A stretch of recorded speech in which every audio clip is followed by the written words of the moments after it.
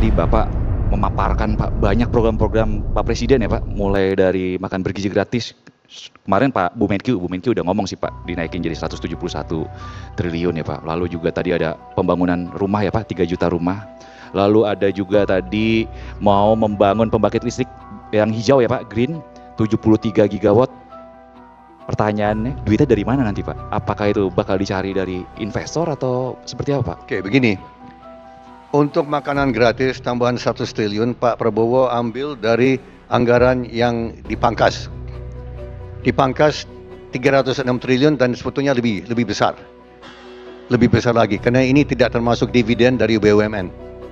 Itu tidak termasuk dividen dari BUMN. Kalau tidak salah 170 triliun kalau tidak salah. Tapi kembali ke BUMN berapa dan tetap ditahan oleh pemerintah cukup besar. So itu Pak Prabowo menyadari bahwa kalau uang itu dipangkas, ditarik dan tidak dikucurkan ke ekonomi, ini pertumbuhan ekonomi kan melambat. Ya. Prabowo ada keuntungan satu Pak CT. Prabowo adalah anaknya seorang guru besar ekonomi. Prabowo bukan sarjana ekonomi, tapi menurut saya dia lebih menguasai ekonomi daripada banyak sarjana ekonomi. Gak sungguh. Kenapa? Karena selama puluhan tahun dia belajar dari orang tuanya, yang juga orang tua saya. Belajar di meja makan, belajar dari apa pembahasan kan. Kami belajar prinsip ekonomi dari orang tua.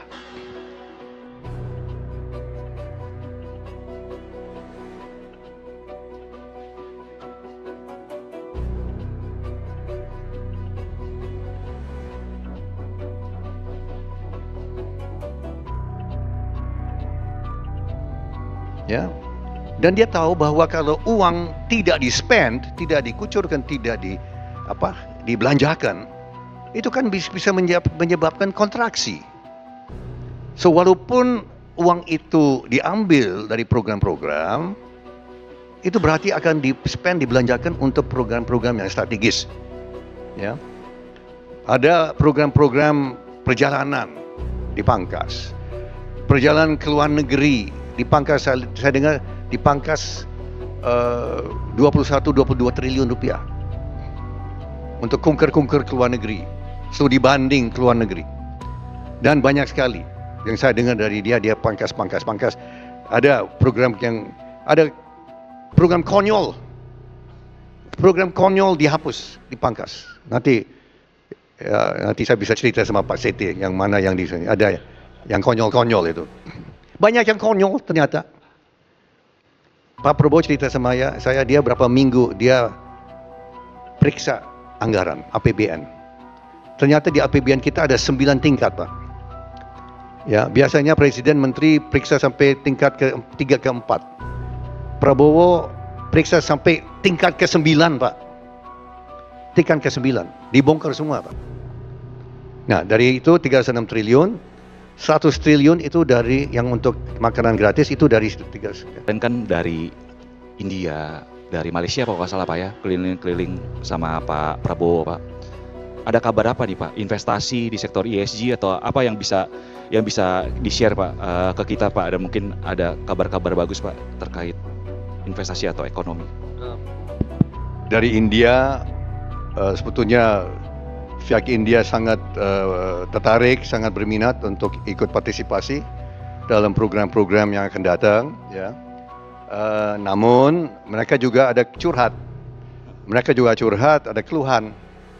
Karena ternyata neraca perdagangan Indonesia-India sangat memadai bagi Indonesia. Kalau nggak salah defisit perdagangan itu mencapai sampai 13 miliar dolar. Itu memadai positif bagi Indonesia. Kenapa? Karena mereka adalah konsumen sawit, ya kelapa sawit dan konsumen batu bara. Ya, batu bara besar, sawit besar. Itu keluhan-keluhannya yang saya sendiri terima. Saya dapat dari Menteri Perdagangan. Itu ada imbauan sekaligus ancaman yang saya dapat. Ancaman yang secara diplomatis ancaman, tapi ancaman juga. Kalau Indonesia tidak imbangi dan berusaha menutupi defisit yang besar, India akan cari sumber-sumber lain. Itu yang saya mau buka, ya. Pesan yang juga merupakan ancaman. Tapi setelah saya pikir-pikir itu, mereka mau dapat dari mana ya? Ya Pak CT, kapal sawit kan kita terbesar, ya nggak Pak? Terus mereka mau dapat batu bara dari mana? Batu bara Australia lebih mahal, ya. Batu bara di Afrika Selatan lebih jauh. Ya saya senyum-senyum aja Pak CT. Saya kan utusan khusus, ya, saya harus baik-baik kan. Ya. Saya mau bertarung sama mereka di depan umum nggak enak ya. So itu, tapi banyak kabar baik, mereka sangat hormati kita. Ya, pemerintah India sangat menghormati kita. Kepala negara kita sangat dihormati, sangat diperhatikan, dan mereka sangat lihat Indonesia sebagai mitra sejati. Ya, ini yang saya baru tahu. Mereka sudah adakan Republic Day, ini sudah 76 kali, Pak CT. Tamu pertama di India itu Presiden Soekarno. Tamu ke-15 itu Presiden Prabowo Subianto. Begitu mereka hormati Indonesia. Itu luar biasa. Itu India ya.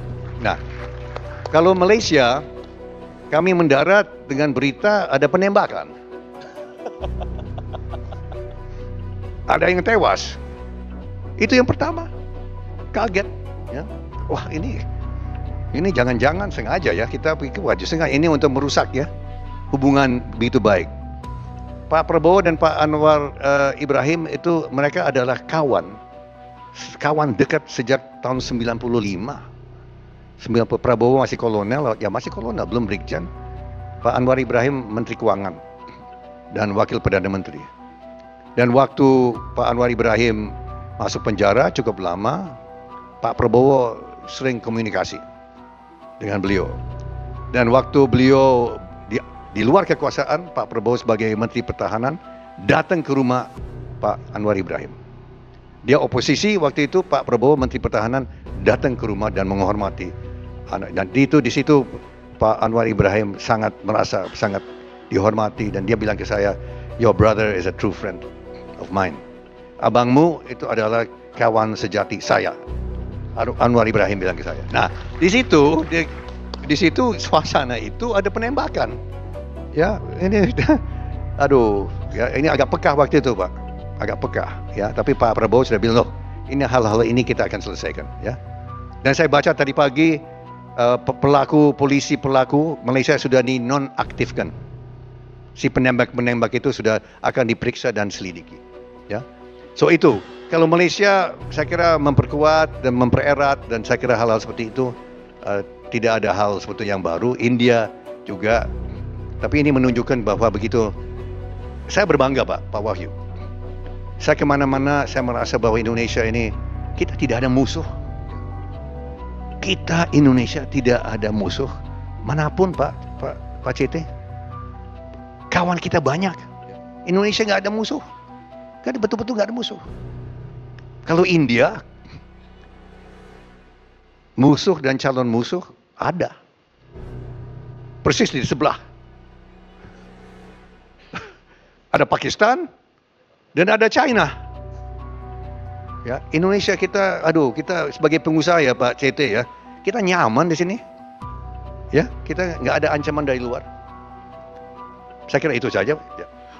Baik teman-teman, perusahaan kita menyaksikan penjelasan dari Pak Hashim ya terkait bagaimana sosok Presiden kita Prabowo itu bisa mendapatkan dana untuk melaksanakan program yang amat sangat banyak membutuhkan dana. Itu dengan memangkas APBN yang telah dibuat, jadi adanya koreksi mungkin di dalam. Seperti itu, terus dilakukanlah beberapa pemangkasan program-program seperti contohnya kunjungan ke luar negeri itu sudah tidak bisa lagi ya sesuai di berita. Terus beberapa program-program yang tidak sejalan mungkin dengan apa yang menjadi visi dari Pak Prabowo Itu luar biasa usaha Pak Prabowo ini hingga menghasilkan dana 306 triliun seperti itu. Itu dana yang cukup besar ya. Berarti selama ini kita masyarakat itu taunya hanya program yang ada di bawah seperti itu ya. Ternyata adanya koreksi ini menunjukkan bahwa program-program dari pemerintah, mungkin pemerintah sebelumnya itu tidak semuanya efisien seperti itu. Sehingga setelah dilakukan evaluasi, ini dana 306 triliun ini bisa dihasilkan. Ini luar biasanya Pak Prabowo.